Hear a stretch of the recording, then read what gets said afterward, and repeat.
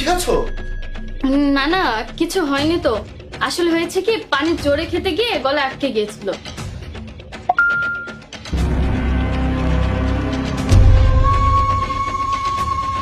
আরে ফোনে তুমি কি এমন দেখছো যে তোমার গলায় পানি আটকে গেল? না, তেমন কিছু না।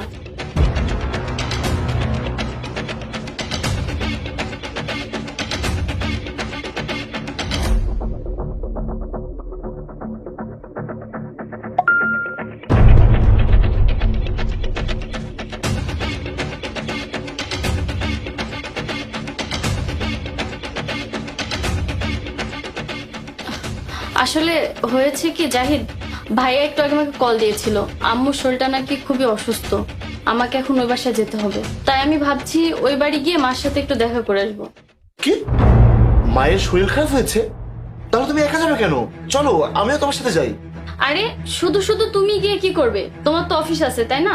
এমনিতে তোমার অফিসে অনেক প্রেসার, তোমাকে যেতে হবে না। আরে সমস্যা নেই, আর এমনিতেও আজকে আমার অফিস ছুটি। আরে তুমি শুধু শুধু গিয়ে কেন কষ্ট করবে? আজকে ছুটি পেয়েছো অনেকদিন পরে, বাসায় বসে রেস্ট নাও। আমি ঘুরে আসি। এমনিতেও অনেকদিন ধরে আম্মুর সাথে বসে গল্প করা হয়নি, এভাবে দুটো কথাও হয়ে যাবে আর আম্মুকেও দেখে আসা হয়ে যাবে। ঠিক আছে, তুমি যা ভালো মনে করো। ঠিক আছে। ফাইনালি চলে এসেছেন আপনি? হ্যাঁ, আমাকে কেন ডেকেছো বলো? যাই হোক, তুমি কিন্তু আমাকে অনেক অপেক্ষা করেছো। কি বা করবো, আমি তো তোমাকে ভুলতে পারছি না, কারণ আমি তো তোমাকে অনেক বেশি ভালোবাসি, তাই না?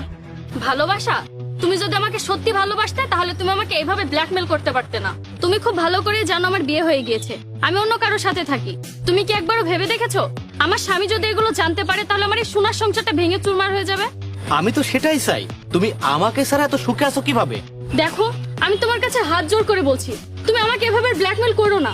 ঠিক আছে যাও, আমি তোমাকে আর ব্ল্যাকমেল করবো না। তুমি আমার সাথে চলো, তারপর কি করতে হবে সেটা তো তুমি খুব ভালো করে জানো। না না, আমি কোথাও যাব না তোমার সাথে। ঠিক আছে যেও না, এই ছবিটা এখন তোমার হাজবেন্ডের কাছে চলে যাবে। ঠিক আছে, পাঠিয়ে দাও। অন্তত আমি তোমার সামনেই দাঁড়িয়ে আছি। পাঠানো ছবি। তোদের মতো ছেলেদের সমস্যা কোথায় জানিস? তোদের মতো ছেলেদেরকে মেয়েরা খুব সহজেই ভালোবেসে ফেলে।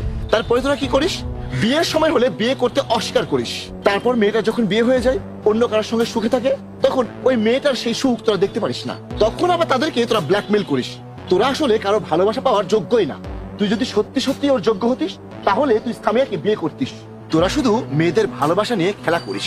যখন ভালো লাগে খেলিস, মন ভরে গেলে ডাস্টবিনে ছুঁড়ে ফেলে দিস। তুই জানিস আমি কে? পার্ট 2 দেখতে সাবস্ক্রাইব করুন SJ সোনি ব্লগ 2M।